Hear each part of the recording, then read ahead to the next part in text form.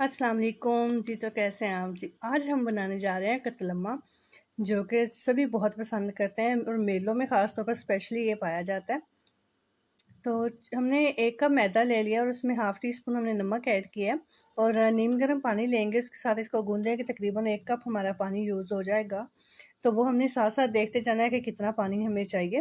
तो ना तो हमने डो को बहुत ज़्यादा पतला करना है, ना ही सख्त। ये देखिए इस तरह रखना है और उसके बाद उसको टेबल पे या किसी परात वग़ैरह में निकाल लें और उसको ऑयल लगा के हल्का-सा पानी लगा के उसको मसलते जाएँ। बिल्कुल सॉफ्ट डो तैयार हो जाए, तो हमने थोड़ा-सा ऑयल जो है या घी है उसको मेल्ट करना है, हल्का-सा गुनगुना सा करके ना इसके ऊपर लगा देना है और इसको आधे से पौने घंटे के लिए छोड़ देना है।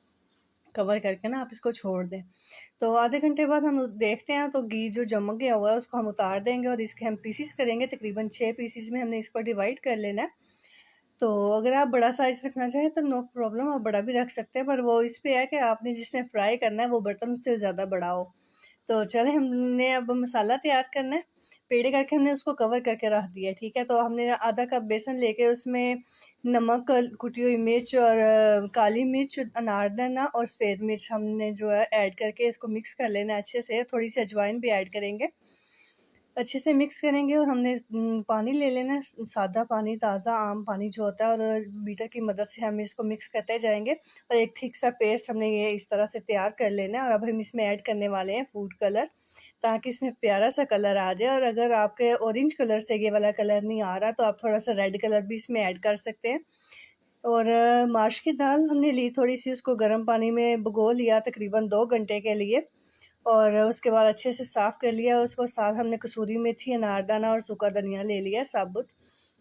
उसको हल्का-सा कूट के दरदरा सा कर लें। तो चलें जी, पेड़े जो हमने लिए थे उसको हमने बेलनी है रोटी, तो हमने ना किसी बर्तन के ऊपर बेलेंगे, ताकि काउंटर पे भी बेल सकते हैं लेकिन वहाँ से उठानी ज़रा मुश्किल होगी, तो इसलिए हम परात पे बेल रहे हैं और इसको ऑयल लगा के बेलना है। खुश्क का बिल्कुल भी यूज़ नहीं करना इसमें।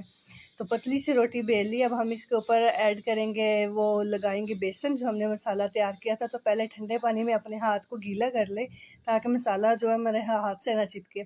और आहिस्ता-आहिस्ता से हमने पूरी रोटी के ऊपर ना उस मसाले को फैलाते जाना है और एक्स्ट्रा मसाला जो होगा वो हमने उतार लेना है और ज़्यादा दबा के नहीं फैलाना, ताकि नीचे से रोटी ज़्यादा ना चिपक जाए, फिर उठाने में मुश्किल होगी। और फिर हमने माश की दाल हल्की-हल्की ऊपर लगा देनी है, अनारदाना, सूखा धनिया और कसूरी मेथी लगा दें। अनारदाना आप चाहे तो स्किप कर सकते हैं, लेकिन कसूरी मेथी बिल्कुल भी स्किप नहीं करिएगा, उसकी खुशबू बहुत मज़े की आती है।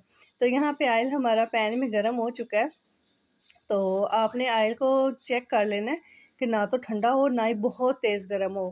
तो नॉर्मल जो कुक होता है ना, आप उसमें बेशक थोड़ा-सा बैटर पहले डाल के चेक कर लें और हाथों की मदद से उठा के वो जो कतलम्मा है उसको अंदर डाल दें और डालते ही हमने ना उसके अंदर सुराख कर देने हैं, ताकि ये फूलने ना पाए। अगर ये फूल गया ना तो कतलम्मे का सारा जो टेस्ट है ना, वो जो शेप ख़राब हो जाएगी। तो हमने तकरीबन 30 सेकंड के लिए एक साइड से पकाएँगे और 30 सेकंड ही दूसरी साइड पे पकने के लिए लगेंगे। तो बहुत ज़्यादा इसको पकाना नहीं है, ताकि हमारा कतलम्मा जो है ना वो सख्त ना होने पाए। अगर अकड़ गया तो फिर मज़ा ख़राब। इसको लचकीला और मज़े का होना चाहिए। तो लीजिए जी, कतलम्मा बन के रेडी है।